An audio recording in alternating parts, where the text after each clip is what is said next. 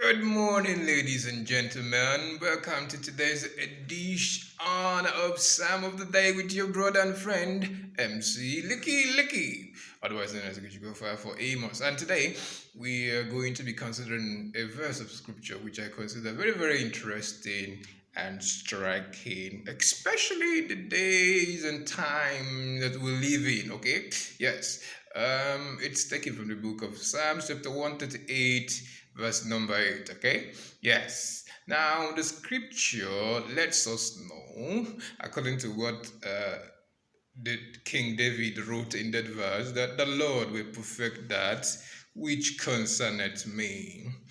Thy mercy, O Lord, endureth forever. Forsake not the works of thy own hands. Okay? Yeah.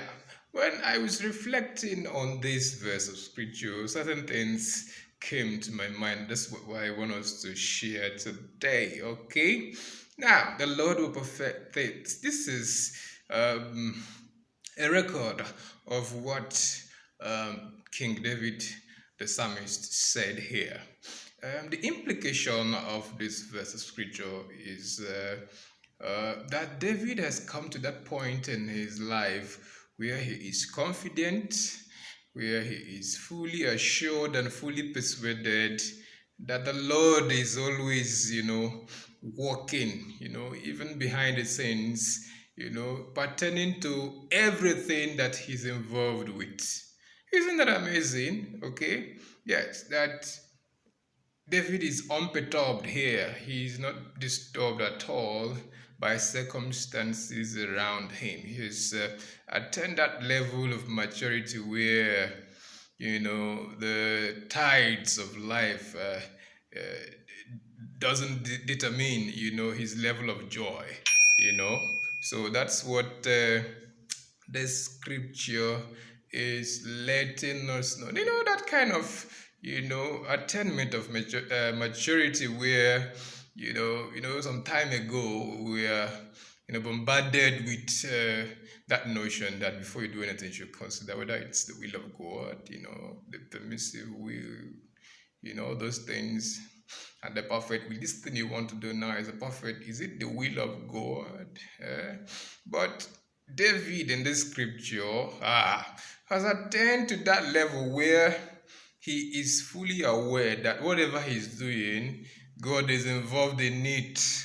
Okay, yes, whatsoever he is doing, God is backing him up. So the Lord will perfect that which concerns me.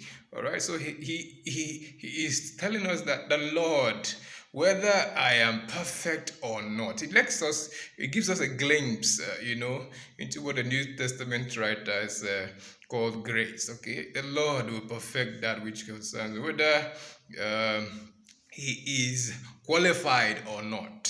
The Lord will give him that position which he does not deserve. The Lord will favor him, and make him to get those things that people strive and kill themselves for, because he has this assurance that the Lord is indeed his shepherd. Remember, that's in Psalm 23 where he said, the Lord is my shepherd. That this here, he has taken it further, that the Lord will perfect everything that concerns me. That's when I become sick, I am confident that the sickness will not lead to death because the Lord will perfect my health. When I need money, I am confident that the Lord will somehow do a miracle for me and I will get money. The Lord will perfect that which concerns me. When I need a job or need a contract, I am confident that the Lord will perfect that which concerns me. Somehow, God will orchestrate a miracle and it will come my